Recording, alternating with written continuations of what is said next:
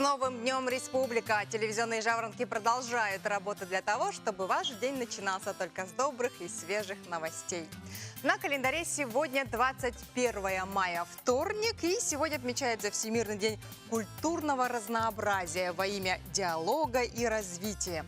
А в нашей стране 21 мая можно отметить День полярника, День Тихоокеанского флота, День военного разведчика, День защиты от безработицы и День инвентаризатора. Еще это число календаря запомнилось в истории как дата выхода в свет первого тома «Мертвых душ». Также в этот день состоялся запуск часов Биг Бена в Лондоне, а в Америке Уолт Дисней придумал своего Микки Мауса. А погода 21 мая, надеюсь, не будет проявлять изобретательность и новаторство и будет такой, как ей положено быть в конце мая. Прогноз погоды на канале НВК Саха. Итак, сегодня в 6 часов утра в центральных улусах температура воздуха составила +3, -1 градус, днем +13, +15. В Заречье утром было 0, +9 градусов, днем ожидается 14-17 градусов тепла. На юге в 6 часов утра температура воздуха составила +2, -1, и днем ожидается +11, +14. В Илюйской группе улусов утром было 0, +5, а днем ожидается 12-17 градусов тепла. В Нижнеленских улусах утром было 0 градусов, днем ожидается потепление 7-10 градусов. На западе утром было 0, +7 градусов, днем ожидается 12-17 градусов. В Колыму-Дигирских улусах утром было 0, -8, а днем ожидается -2, +10 градусов. В Янских улусах минусовая температура все еще держится. Утром было -1, -5, и такая же температура ожидается днем.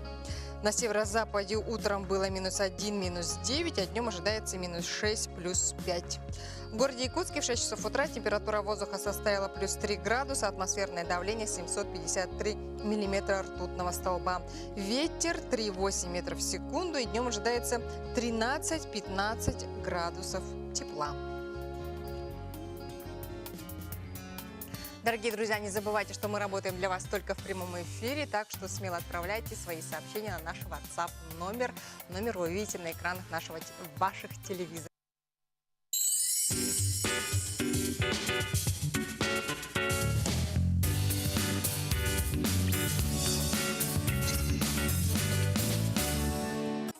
Доброе утро, дорогие друзья! В эфире программа «Новый день», и мы продолжаем наш утренний эфир. На календаре сегодня 21 мая, вторник, и сегодня в нашей стране отмечается День полярника. Этот праздник достаточно молодой, он отмечается с 2013 года, и этот праздник могут отметить специалисты, работающие в условиях Крайнего Севера. В их числе газы- и нефтедобытчики, океанологи, геологи, инженеры, строители, геодезисты. Так что, пользуясь случаем, поздравляем всех с Днем полярника.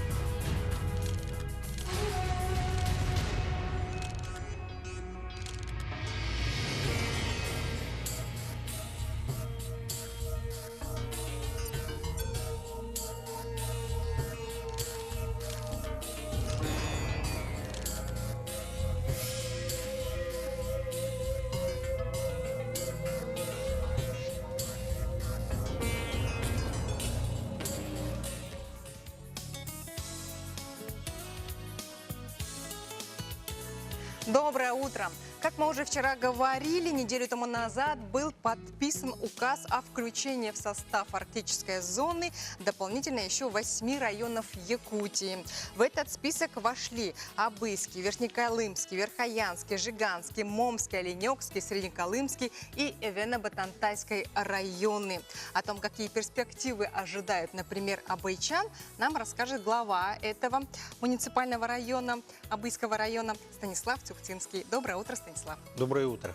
Скажите, какие перспективы теперь открываются перед вами, перед абайчанами, с подписанием этого указа?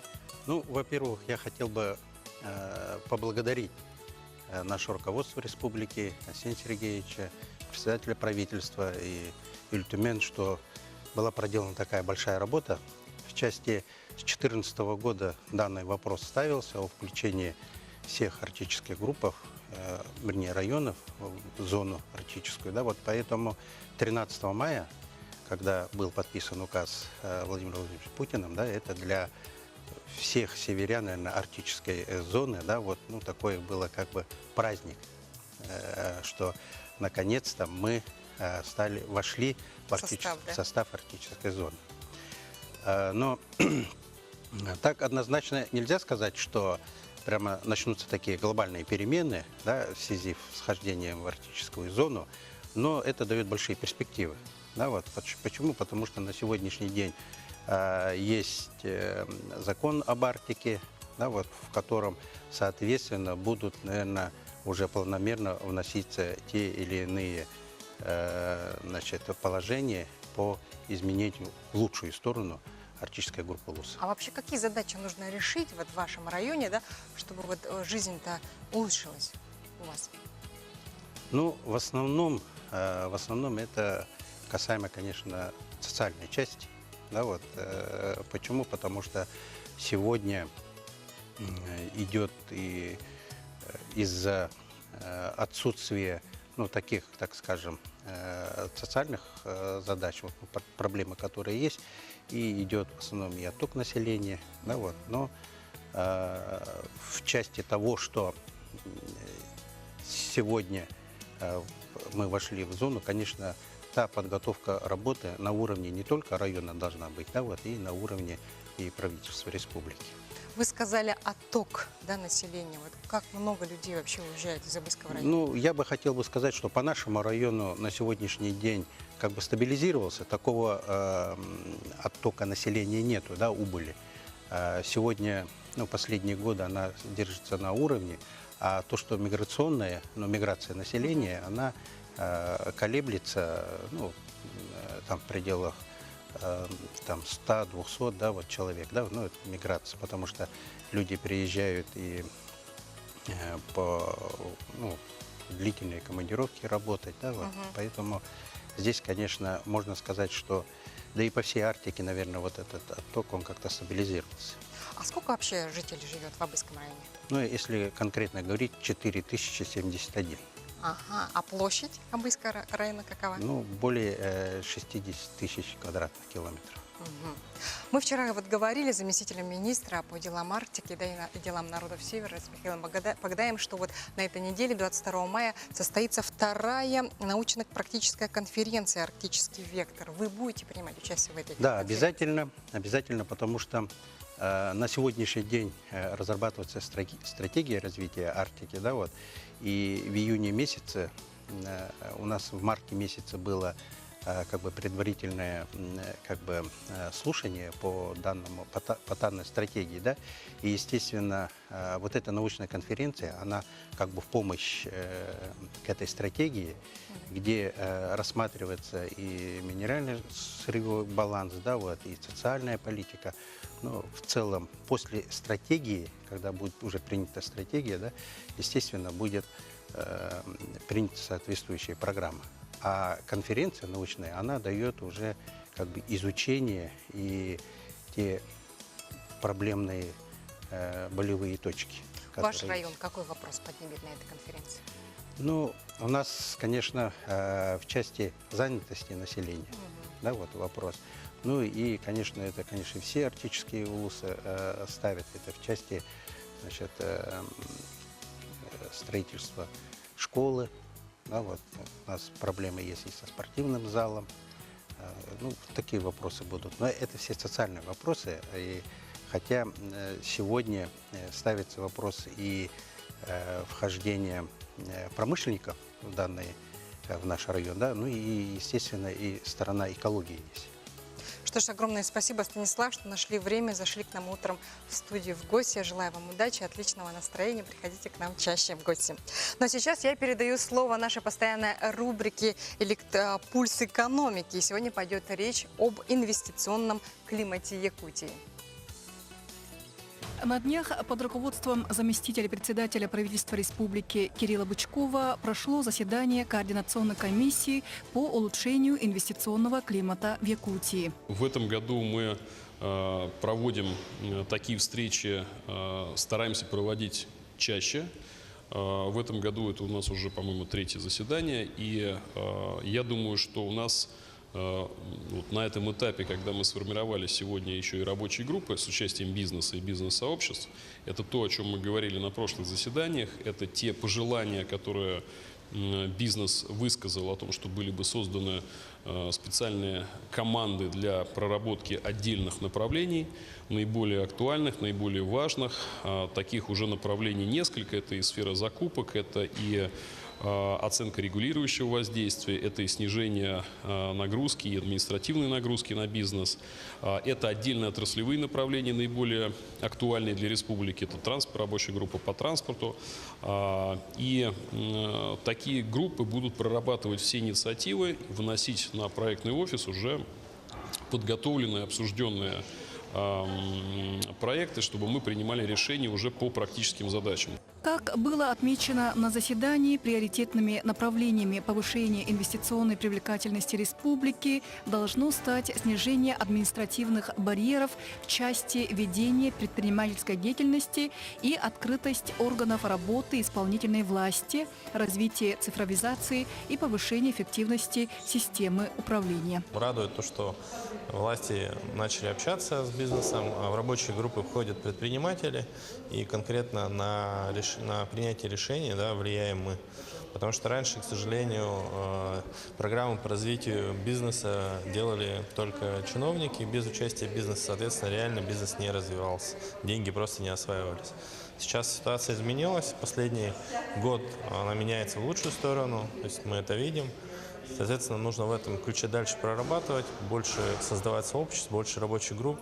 Предпринимателям пожелаю больше активно участвовать в этих мероприятиях. По словам Кирилла Бычкова, на данный момент стоит необходимость не останавливаться на достигнутых результатах, продолжать поиски новых подходов к улучшению качества инвестиционного климата.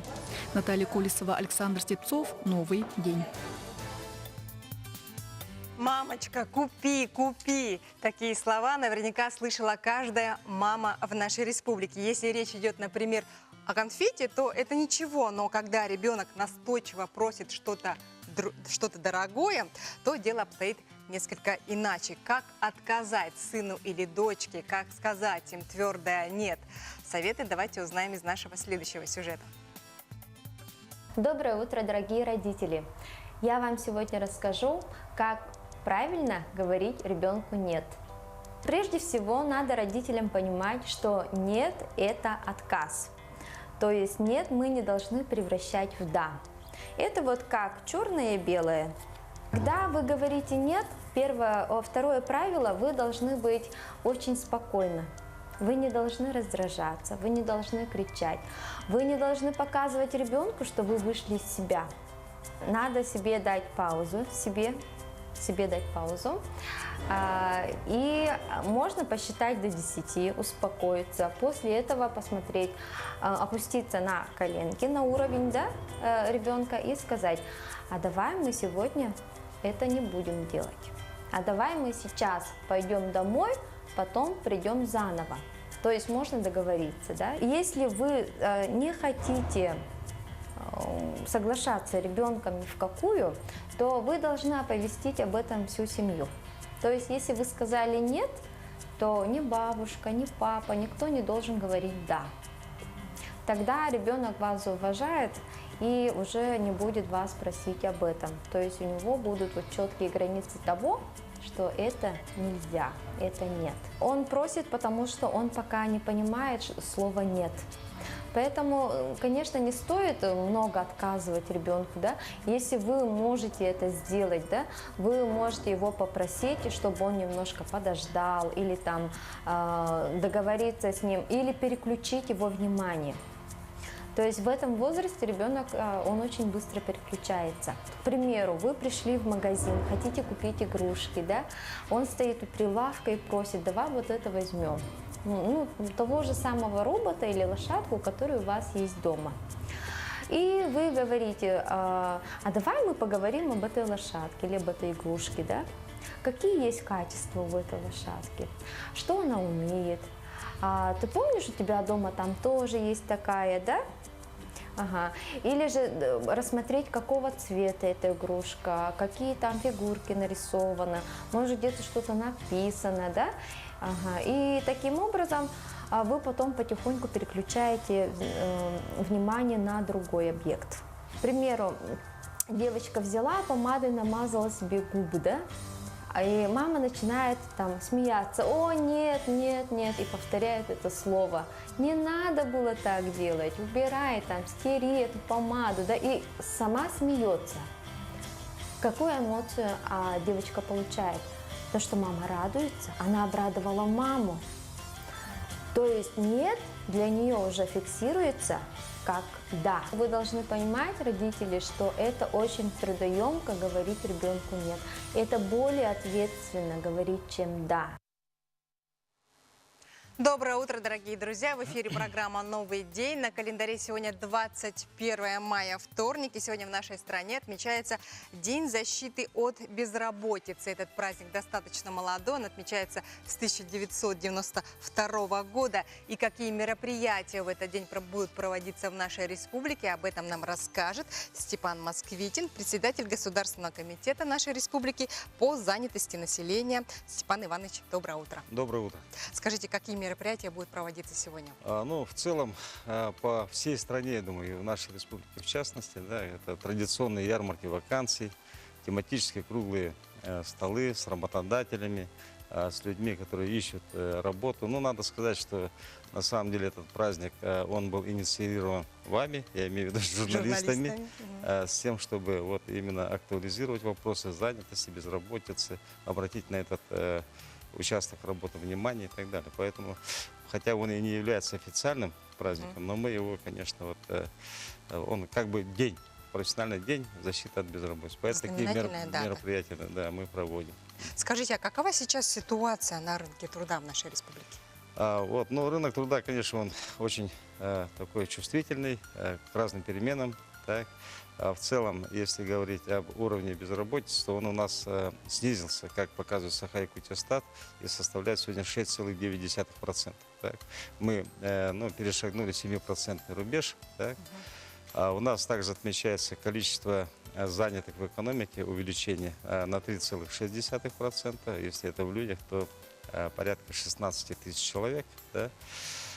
Увеличилось занятых в основном это в промышленном секторе, горнодобывающая промышленность, там идет рост, мы понимаем. Так. Если говорить об увольнениях, как наиболее таком чувствительном параметре рынка труда, вот в службу занятости, это установлено законодательством, все предприятия в начале года подают нам сведения о предстоящем на год увольнении. Так. В этом году 313 предприятий заявили о том, что в течение 2019 года будет сокращено 2225 человек. Так? Ну, это по разным причинам. Оптимизация, сокращение, ликвидация и так далее. И так далее. А на сегодняшний день, вот если смотреть квартал и еще чуть, апрель, фактически сокращено 1325 человек. Так? То есть это говорит о чем? То говорит о том, что вот от запланированного увольнения 60% практически уже сокращено. Так, это по разным причинам, как я сказал. В основном это, конечно, вот в промышленном секторе, горнодобывающей промышленности, там, где у нас большие объемы именно и приемы, и сокращения. Это в банковской сфере, это в отрасли государственного муниципального управления, так, в образовании несколько сокращений наблюдается. Да. Вот эти отрасли, где на сегодняшний день наиболее, так скажем, значимые сокращения будут. Но надо сказать, что те цифры, которые по регистрируемой безработице, да, то есть люди стали приходить в службу занятости за помощью, целых поиска работы. Так. У нас наблюдается, если сравнивать с аналогичным периодом прошлого года, увеличение прихода граждан на 5%. Сегодня у нас на учете стоит 10 800 человек, которые либо получают пособие по безработице, или еще что-то. Да. У нас также наблюдается положительная тенденция в плане увеличения вакансий. Мы формируем банк вакансий от всех предприятий. Так. Увеличение, если сравнить с прошлым годом, тоже на 10% порядка. Да. Составляет у нас банк сегодня 11 800 вакансий. Так. Общая тенденция для рынка труда – это сокращение трудоспособного населения. Вот если в 2010 году у нас трудоспособное население в трудоспособном возрасте от общего количества населения составляло 64%, так, у нас на сегодняшний день этот показатель 58%. Но это связано прежде всего, конечно, с демографической ямой. Вот 90-х годов это вот девушки, которые сейчас должны уже рожать, да, это 20 с лишним лет девушки, их там мало родилось. Так. Это общеизвестный факт. И, конечно, к сожалению, миграционный процесс. Так. У нас сегодня миграционное сальдо несколько отрицательное. Если вот в 2018 году прибыло более 15 тысяч человек, то выбыло где-то 18 тысяч человек. А что по поводу молодежи? Вот ведь особое место занимает политиков в отношении трудоустройства молодежи. Да? Какие меры предпринимаются в этом отношении? Вот смотрите, да, именно с повышением пенсионного возраста, скажем так, да, на рынке труда, конечно, будет напряженность и по трудоустройству молодежи. Республика Саха-Якутия, она традиционно занимается вопросами трудоустройства молодежи. Так? Вот если брать 18 год, прошлый год, у нас окончила профессиональная образовательная организация 9800 человек. Так? Из них порядка 3600 это с высшим образованием и 6000 с лишним, 6400, да, это со средним профобразованием. Почти в 2 раза больше увеличили именно рабочие профессии. Вот из этих 9800 на рынок труда вышло 5800 человек. Ну, почти половина. Нет, 5800 это не так много, да, а где эти 4200 вопрос сразу встает, да? А 4200 это те люди, которые продолжают обучение. Если он учился на бакалавриате, он в магистратуру поступает. Если он в среднем, поступает в высшее образование и так далее, и так далее. Из этих поступивших на рынок труда 91% они трудоустроены. Так? И значит, трудоустройство, в принципе, оно не такое плохое, как среди молодежи. Что ж, огромное спасибо, Степан Иванович, за подробную интересную беседу. Я желаю вам удачи и отличного настроения. Дорогие друзья, сейчас мы уходим на короткую рекламную паузу. Не переключайтесь и не забывайте, что мы для вас работаем только в прямом эфире, так что смело отправляйте нам свои сообщения на наш WhatsApp номер.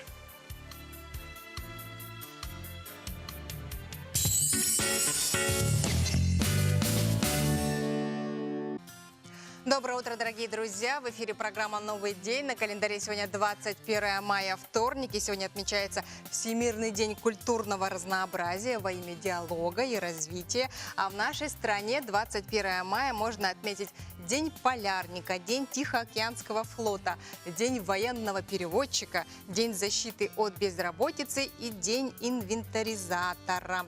Ну а теперь давайте узнаем, какова обстановка сейчас на реке. Итак, по состоянию на 20 часов по якутскому времени вчерашнего дня активная фаза ледохода на реке Лена проходит по территории Кобяйского Намского районов, сообщает телеканал Якутия-24. Ссылка на пресс-службу регионального управления МЧС. Нижняя кромка наблюдается в 30 километрах ниже населенного пункта Сангар Кобяйского района. Уровень там 1087 сантиметров, при критическом 1150. Наблюдается густой ледоход. Верхняя кромка у села Намцы Намского района, уровень воды ниже уровня рейки, при критическом 950 сантиметров. Редкий ледоход. Река Алдан очистилась ото льда. У города Томот Алданского района наблюдалось интенсивное повышение уровня, сформировался максимум весеннего половодья и составил 819 сантиметров над нулем поста при критической отметке 820 сантиметров. Уровень воды составил 734 сантиметров. В ближайшие сутки уровень воды не достигнут критериев опасных отметок. На реке Вилюй активная фаза ледохода проходит по территории Кобяйского и Вилюйского районов. Нижняя кромка ледохода наблюдается в районе населенного пункта Хатыры-Хаму Кобяйского района. Там наблюдается густой ледоход. Уровень воды составляет 966 сантиметров. Критическая отметка не установлена. Густой ледоход. Верхняя кромка наблюдается в 60 километрах ниже Вилюйского района. Уровень воды там составляет 821 сантиметр. При критическом 1050. Редкий ледоход. На реке Колыма активная фаза ледохода проходит по территории Среднеколымского района. Нижняя кромка ледохода наблюдается в 45 километрах выше города Среднеколымск. Густой ледоход. Уровень воды у Среднеколымска составляет 918 сантиметров. При критическом 1200 наблюдаются подвижки льда. Вот такие вот вести с полей. Но я хочу напомнить, что 21 мая в нашей стране отмечается День полярника. И традиционно общественная организация «Якутская Арктика» проводит соревнования по плаванию в холодной воде. В этом году состязания посвящены 80-летию Артура Челенгарова, известного полярного исследователя, ученого-океанолога, политического деятеля. Ну а мы, между тем, хотим напомнить вам о другом полярнике Айсене Афанасьеве, молодом ученом, который в марте этого года отправился в экспедицию в Антарктиду. Айсен с самого детства мечтал увидеть мир. В школе он увлекся географией, которая стала впоследствии его любимым предметом и, как оказалось, определила будущее молодого человека. В 11 классе сдавал ЕГЭ по географии. У меня тогда получился довольно хороший результат. Я потом проверял, оказалось, что по сумме 3 предметов, математика, русский, география, у меня получился 3-й результат по республике. И поэтому я подумал, что да, надо поступать по географии на такую специальность, которая мне позволит путешествовать по миру, чтобы путешествие стало моей работой. Так Айсен поступил в Российский государственный гидрометеорологический университет по специальности инженер-океанолог. Тогда же еще студентом по случайности судьбы наш герой и отправился в свою первую экспедицию в Антарктиду. А сегодня Айсен ведет свой блог и знакомит читателей не только с континентом, пишет о полярных регионах, об Арктике и Антарктике. А в одном из таких блогов мы узнали о его встрече с самим принцем Гарри, 6-м престолонаследником английской короны. Когда начался сезон в Антарктиде, то есть лето, принц Гарри, он возглавлял акцию для ветеранов афганской войны и разных спортсменов. Они должны были от нашей станции, от станции Новолазаревская, дойти до Южного полюса на лыжах. Британская делегация во главе с принцем Гарри провела на станции Новолазаревская несколько часов. За это время они успели познакомиться, пообщаться и даже сыграть в футбол. Он оказался довольно таким простым человеком. С виду вот не скажешь, что принц английской династии. Вместе с ним были его друзья, среди которых и голливудские актеры Доминик Уэст и Александр Скарсгард. Я их на самом деле не очень хорошо знал, просто когда я зашел в столовую нашего камбуза и искал свободное место, вот нашел, там сидел один англичанин, спросил у него, могу ли я сесть на это место, он да, я сел, поел вместе с ним. Пообщались там на бытовые темы. И потом, когда я пошел уже сдавать свою посуду, повар у меня спросил, и как тебе он там, как пообщался с ним, какой он человек, оказывается. Я говорю, кто, в смысле? Он говорит, вот этот, это же голливудский актер, он там снимался в «300 спартанцев», в Джоне Картере. Доминик Уэст. Я говорю, да, точно, вот, где-то видел. Вот таким неожиданно приятным выдался один день в декабре 2013-го. Никогда не думал, что встречу кого-то вроде них, тем более в Антарктиде, делится с нами Айсен. Уже в феврале 2019-го якутянин вылетит в Кейптаун, откуда сядет на академика Трешникова и отправится в долгий путь до самой Антарктиды. Но есть у вас какая-то мечта? Ну, также думаю, как и у всех людей, завести семью, стать достойным членом общества. А именно такой конкретной цели, как у меня раньше было, увидеть Антарктиду, побывать там, работать там, она у меня сбылась уже. Мечты сбываются. А между тем до лета остается чуть меньше 2 недель. Все мы знаем, что лето – это прекрасная пора. Она, как известно, приносит нам солнечные дни, отдых на природе, свежие фрукты, овощи, а вместе с ними кишечные инфекции. О том, как предотвратить эту напасть, нам сегодня расскажет Анжелика Стрелина, врач-педиатр детской инфекционной клинической больницы. Доброе утро, Анжелика. Доброе утро. Скажите, пожалуйста, какие кишечные инфекции чаще всего встречаются вот в летний период? И можно ли сказать, что летом вот чаще всего? Или все-таки в круглый год? Ну, вообще кишечные инфекции, конечно, распространены круглый год. Но в летний период мы особенно ждем увеличения бактериальных кишечных инфекций. Это связано с тем, что температура у нас становится более жаркой, высокой, бактериальные возбудители становятся более агрессивные. В этот период у нас увеличение идет купания, да, в водоемах, и плюс при хранении, да, неправильном хранении продуктов приготовленных, мы тоже ждем увеличения. А вот какие вот меры профилактики существуют? Что нужно делать? Не купаться там или вот как-то вот продукты хранить правильно? Ну, основные меры профилактики – это, во-первых, соблюдение правил личной гигиены, то есть почаще мойте руки, особенно перед употреблением пищи. Во-вторых, покупайте продукты только в проверенных магазинах, проверенных источниках. В-третьих, это правильная термическая обработка продуктов. Также это мытье всех фруктов и овощей. Плюс кипяченой водой нужно обрабатывать. Кипяченой водой? Да, кипяченой водой в конце. И пейте только кипяченую воду. Это строго, особенно детям. Потому что многие родители считают, что бутилированная вода, она уже чистая, безопасная, и от нее никакого вреда не будет. Все-таки такую воду тоже нужно кипятить? Обязательно. Обязательно. Это основная защита от вирусных инфекций. А вот фрукты, овощи, вы сказали, сполоснуть в конце, да, мытья кипяченой водой. Да. А мыть вообще надо вот мылом, я не знаю, щеткой? Ну, мылом не обязательно, потому что не факт, как хорошо вы мыло это смоете, да. Но щеточкой специальной можно, именно которая будет предназначена отдельно вот для фруктов и овощей, да. Ага. А какова вообще ситуация с кишечными инфекциями на сегодня? Ну, на сегодняшний момент мы видим небольшой спад все-таки заболеваемости. Если в зимний, весенний период мы видели очень большой подъем вирусных кишечных заболеваний, таких как ротавирус, аденовирус, норовирус у детей, то сейчас ситуация более благоприятная, но все равно настороженность имеется. Мы ждем. Что вы посоветуете родителям, вот, кроме того, чтобы их детки чаще мыли ручки перед обедом?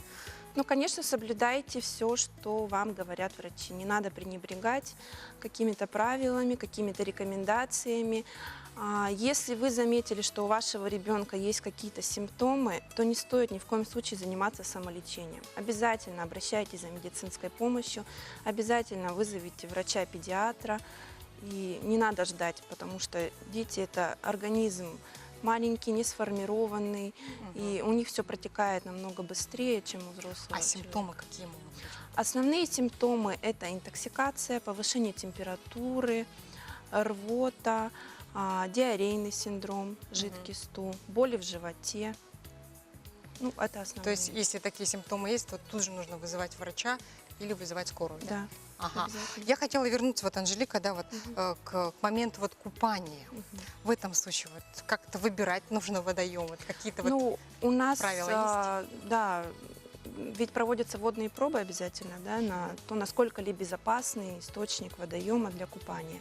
И поэтому нужно, я думаю, что наши средства массовой информации в основном в период купания дают информацию, да, на каких у нас И можно купаться купаться. в тех водоемах, Да, в тех водоемах, на которые именно вот наши санитарные службы разрешают это делать. А по поводу термической обработки продуктов, это вот что такое? Это правильная варка мяса, курицы, яиц, чтобы это по времени было достаточно.